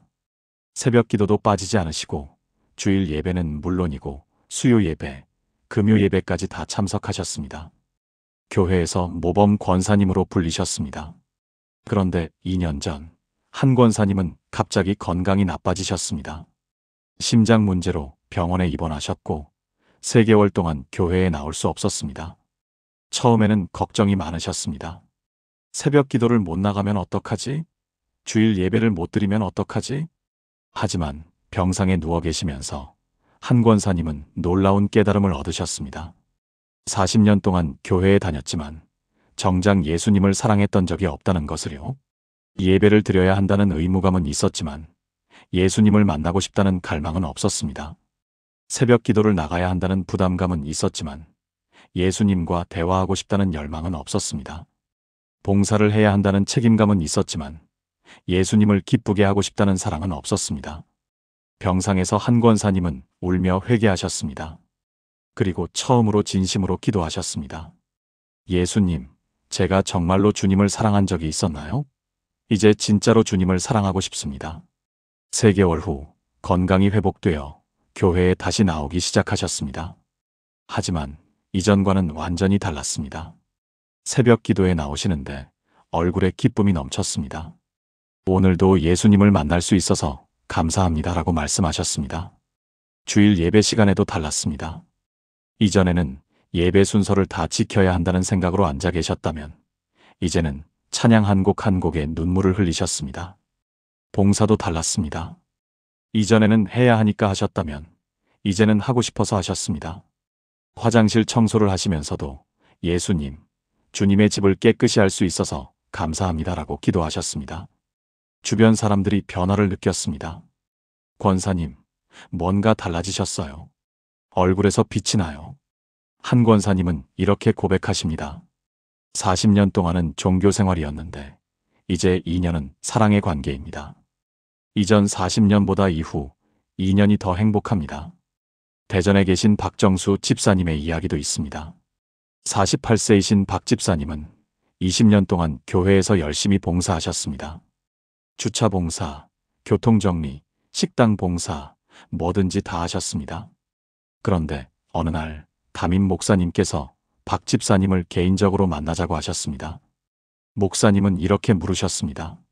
집사님, 봉사하면서 행복하세요? 박 집사님은 당황하셨습니다. 사실 행복하지 않았기 때문입니다. 봉사는 했지만 그것은 의무였고 부담이었습니다. 솔직히 고백하자면 때로는 짜증도 났고 불평도 있었습니다. 목사님은 이렇게 말씀하셨습니다. 집사님, 한 달 동안 모든 봉사를 멈추세요. 그리고 예배만 드리시고 예수님과 사랑의 관계를 회복하는 시간을 가지세요. 박 집사님은 처음에는 이해가 안 되었습니다. 봉사를 멈추라니? 그럼 저는 뭘 하란 말인가? 하지만 순종했습니다. 한 달 동안 아무 봉사도 하지 않고 그저 예배만 드렸습니다. 그리고 매일 30분씩 예수님께 기도했습니다. 예수님, 당신이 누구신지 알고 싶습니다. 당신을 진짜로 사랑하고 싶습니다. 2주가 지나자 변화가 시작되었습니다. 예수님이 얼마나 자신을 사랑하시는지 느껴지기 시작했습니다. 십자가의 의미가 새롭게 다가왔습니다. 찬양 가사 하나하나가 마음에 와닿았습니다. 한 달 후, 박 집사님은 다시 봉사를 시작했습니다. 하지만 이전과는 완전히 달랐습니다. 주차 봉사를 하면서 예수님, 오늘도 주님을 섬길 수 있어서 감사합니다라고 기도했습니다. 교통 정리를 하면서 주님, 이 작은 섬김이 주님을 기쁘시게 하길 바랍니다라고 고백했습니다. 식당 봉사를 하면서 주님의 사랑으로 형제자매들을 섬깁니다라고 선포했습니다. 똑같은 일이지만 마음이 완전히 달랐습니다. 이제는 의무가 아니라 기쁨이고 부담이 아니라 특권이었습니다. 5년이 지난 지금 박 집사님은 교회에서 가장 기쁨 넘치는 봉사자로 알려져 있습니다. 사랑하는 여러분, 지금 저와 함께 이렇게 기도해 보시겠습니까? 사랑의 하나님 아버지, 의무로 섬겼던 저를 용서하소서. 이제 사랑으로 섬기기 원합니다. 예수님을 진심으로 사랑하는 마음을 주시고 그 사랑으로 모든 것을 하게 하소서. 예배도 헌금도 봉사도 모든 것이 사랑의 표현이 되게 하소서. 의무감이 아닌 감사함으로, 부담이 아닌 기쁨으로, 억지가 아닌 자원함으로 주님을 섬기게 하소서. 예수님의 이름으로 기도합니다. 아멘. 여러분의 신앙생활을 돌아보시길 바랍니다. 그것이 의무입니까? 사랑입니까? 그리고 예수님을 진심으로 사랑하는 마음을 구하시길 바랍니다. 부자 청년은 예수님의 말씀을 듣고 슬퍼하며 돌아갔습니다. 나중에 하지, 지금은 아니야 라고 생각했을지 모릅니다. 하지만 성경은 그가 다시 돌아왔다는 기록을 하지 않습니다. 미루다가 결국 놓쳐버린 것입니다. 우리도 그렇지 않습니까? 나중에 헌신하지, 지금은 아니야 라고 미루고 있진 않습니까? 언젠가는 진짜 신앙생활을 하겠지라고 생각하면서 오늘을 그냥 흘려보내진 않습니까? 하지만 하나님은 지금 이 순간의 결단을 원하십니다. 히브리서 3장 15절은 이렇게 말씀합니다. 오늘 너희가 그의 음성을 듣거든 경노하심을 일으킬 때와 같이 너희 마음을 완고하게 하지 말라. 히브리서 3장 15절. 오늘이라는 단어가 중요합니다. 내일이 아니라 오늘, 나중이 아니라 지금, 언젠가가 아니라 이 순간입니다. 고린도후서 6장 2절도 이렇게 말씀합니다. 보라, 지금은 은혜 받을 만한 때여 보라. 지금은 구원의 날이로다. 고린도후서 6장 2절. 지금이 계속 강조됩니다. 왜냐하면 우리에게 보장된 것은 오직 지금이기 때문입니다. 내일은 알 수 없고 다음 주는 보장되지 않고 내년은 확실하지 않습니다. 확실한 것은 오직 지금, 이 순간뿐입니다. 제가 35년 동안 미뤘던 것이 바로 이 결단이었습니다. 언젠가는 진짜로 헌신하겠지. 언젠가는 정말로 변하겠지. 언젠가는. 하지만 그 언젠가는 오지 않았습니다. 35년이라는 시간이 흘러갔지만 언젠가는 여전히 언젠가였습니다. 3년 전 그날 마가복음 10장을 읽으면서 저는 결단했습니다. 오늘, 지금, 이 순간 변하겠다고 결심했습니다. 부산에 사시는 이영철 집사님의 이야기를 마지막으로 나누고 싶습니다. 56세이신 이 집사님은 25년을 교회에 다니셨습니다. 하지만 늘 미온적이었습니다. 예배는 드렸지만 마음이 없었고, 헌금은 했지만 억지로 했고, 봉사는 했지만 불평하며 했습니다. 속으로는 늘 생각했습니다. 언젠가는 진짜로 신앙생활 해야지. 자녀들 결혼시키고 은퇴하고 나면 그때 제대로 해야지. 그런데 3년 전, 이 집사님은 건강검진에서 암 진단을 받으셨습니다. 위암 3기였고, 의사는 수술해도 5년 생존율이 50% 정도라고 말했습니다. 그날 밤, 이 집사님은 교회 기도실에 혼자 앉아 계셨습니다. 그리고 깨달았습니다. 언젠가는 없다는 것을요. 나중에는 오지 않는다는 것을요. 보장된 것은 오직 지금뿐이라는 것을요. 이 집사님은 그날 밤 결단하셨습니다. 하나님, 5년을 살든 10년을 살든 남은 시간 동안 진짜 신앙생활 하겠습니다. 지금부터 시작하겠습니다. 다음 날부터 달라지셨습니다. 새벽 기도에 나가기 시작했습니다. 25년 동안 한 번도 안 나갔던 새벽 기도였습니다. 성경을 읽기 시작했습니다. 하루에 한 장씩 천천히 묵상하며 읽었습니다. 봉사를 시작했습니다. 거동이 불편한 어르신들을 위한 식사 봉사를 자원했습니다. 3개월 후 수술을 받았습니다. 수술은 성공적이었고 의사가 생각보다 상태가 좋다고 말했습니다. 6개월 후 재검사에서 암세포가 발견되지 않았습니다. 1년 후 완치 판정을 받았습니다. 의사는 기적이라고 말했습니다. 하지만 이 집사님에게 더 큰 기적은 육체의 치유가 아니라 영혼의 변화였습니다. 이제 이 집사님은 매일 아침 5시에 일어나 새벽 기도에 참석하십니다. 비가 오나 눈이 오나 빠지지 않으십니다. 성경을 3년 동안 5번 통독하셨습니다. 25년 동안 한 번도 안 읽었던 성경을 이제는 매일 읽고 계십니다. 봉사도 계속하고 계십니다.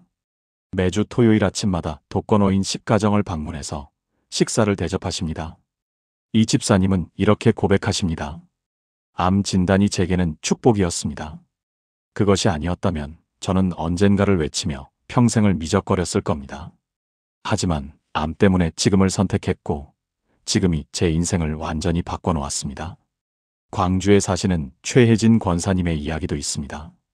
70세이신 최 권사님은 50년을 교회에 다니셨습니다. 하지만 늘 형식적이었습니다. 그러다가 2년 전 남편분이 갑자기 돌아가셨습니다. 교통사고였고 한순간에 일어난 일이었습니다. 장례식장에서 최 권사님은 깨달았습니다. 인생이 얼마나 짧고 불확실한지를요. 내일이 보장되지 않는다는 것을요. 장례를 마치고 최 권사님은 결단하셨습니다. 오늘부터 진짜로 살겠습니다. 오늘부터 진짜로 하나님을 섬기겠습니다. 70세의 나이에 선교지에 가기로 결심하셨습니다. 가족들은 반대했습니다. 70세에 무슨 선교입니까? 그냥 편히 쉬세요. 하지만 최 권사님은 흔들리지 않으셨습니다.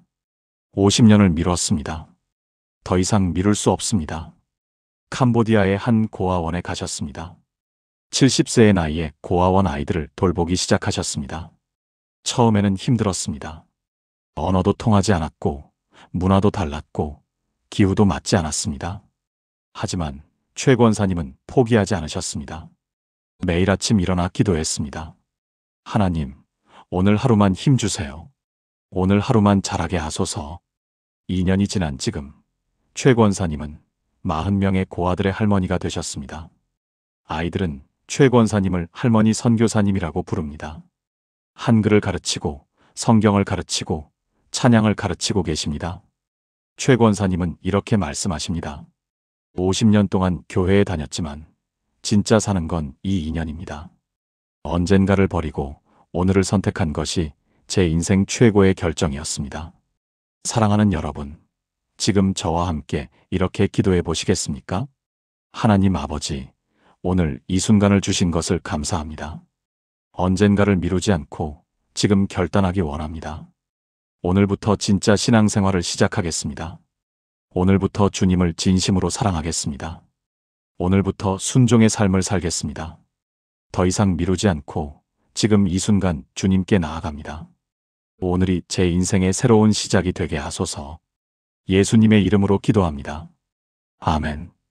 여러분, 지금 이 순간 결단하시길 바랍니다. 언젠가를 외치지 마시고 오늘을 선택하시길 바랍니다. 지금까지 나눈 7가지 말씀을 하나의 기도로 드리겠습니다. 함께 기도하시겠습니까? 전능하신 하나님 아버지, 오늘 이 시간 제 신앙을 돌아보게 하시고 부자 청년의 이야기를 통해 제 모습을 보게 하심을 감사드립니다. 35년, 40년, 50년을 교회에 다녔지만 형식만 있고 관계는 없었던 저를 용서하소서. 소유를 붙잡고 순종을 거부했던 저를 불쌍히 여기소서. 겉으로만 경건하고 속으로는 변하지 않았던 제 모습을 회개합니다. 일부만 드리고 전부를 드리지 않았던 제 헌신을 고백합니다. 안전지대에 머물며 모험을 두려워했던 제 불신앙을 회개합니다. 의무로 섬기고 사랑으로 섬기지 않았던 제 마음을 깨끗이 하소서. 언젠가를 외치며 오늘을 미뤘던 제 미련함을 용서하소서. 이제 고백합니다. 주님과의 진짜 관계를 원합니다. 형식이 아닌 사랑으로, 의무가 아닌 감사로 주님을 만나기 원합니다. 이제 순종합니다. 제 소유를 내려놓고 제 계획을 포기하고 주님의 뜻에 온전히 순종하겠습니다. 이제 변하기 원합니다. 겉만 깨끗한 회칠한 무덤이 아니라 속까지 변화된 새 사람이 되기 원합니다. 이제 드립니다. 제 시간, 제 물질, 제 재능, 제 모든 것을 주님께 온전히 드립니다. 이제 나아갑니다. 안전지대를 벗어나 주님이 인도하시는 모험의 길로 담대히 나아가겠습니다. 이제 사랑합니다. 의무가 아닌 사랑으로, 형식이 아닌 진심으로 주님을 사랑하며 살겠습니다. 이제 결단합니다. 언젠가가 아닌 오늘, 나중에가 아닌 지금, 이 순간부터 시작하겠습니다. 오늘부터 저를 부자 청년이 아닌 예수님의 진짜 제자로 만들어 주소서. 형식적 신앙인이 아닌 진정한 그리스도인이 되게 하소서. 종교인이 아닌 예수님을 사랑하는 사람이 되게 하소서. 이 모든 것이 주님의 은혜로만 가능함을 믿고 의지하며 신뢰합니다. 저를 변화시키시고 새롭게 하시고 주님의 형상으로 빚어주소서. 살아계신 예수 그리스도의 이름으로 기도합니다. 아멘. 사랑하는 여러분, 지금까지 35년을 교회에 다녔지만 결국 부자 청년과 다르지 않았던 제 이야기와 함께 예수님이 우리에게 정말 원하시는 7가지를 나누었습니다. 첫 번째, 형식이 아닌 관계를 원하십니다. 두 번째, 소유가 아닌 순종을 원하십니다. 세 번째, 외적 경건이 아닌 내적 변화를 원하십니다. 네 번째, 부분적 헌신이 아닌 전인적 헌신을 원하십니다. 다섯 번째, 안전지대가 아닌 모험을 원하십니다. 여섯 번째, 종교적 의무가 아닌 사랑의 관계를 원하십니다. 일곱 번째, 지금 이 순간의 결단을 원하십니다. 부자 청년은 슬퍼하며 돌아갔습니다. 하지만 여러분은 다를 수 있습니다. 오늘 이 말씀을 듣고 오늘 이 순간 결단하신다면 여러분은 부자 청년이 아니라 예수님의 진짜 제자가 될 수 있습니다. 저도 3년 전 그날 결단했고 제 삶은 완전히 달라졌습니다. 35년 동안의 형식적 신앙생활보다 이후 3년의 진짜 신앙생활이 훨씬 더 기쁘고 행복하고 의미 있습니다. 여러분도 오늘 그 결단을 하시길 간절히 바랍니다. 언젠가를 외치지 마시고 오늘을 선택하시길 바랍니다. 이 메시지가 여러분의 마음에 닿았다면 아래 좋아요 버튼을 눌러주시고 댓글로 오늘 결단합니다라고 고백해주세요. 그리고 더 많은 분들이 이 은혜를 함께 나눌 수 있도록 구독과 알림 설정도 부탁드립니다. 하나님의 은혜가 여러분의 삶을 완전히 새롭게 하실 줄 믿습니다. 여러분의 신앙이 형식에서 진짜로, 종교에서 사랑으로, 의무에서 기쁨으로 변화되길 축복합니다. 예수님의 이름으로 축복합니다. 감사합니다.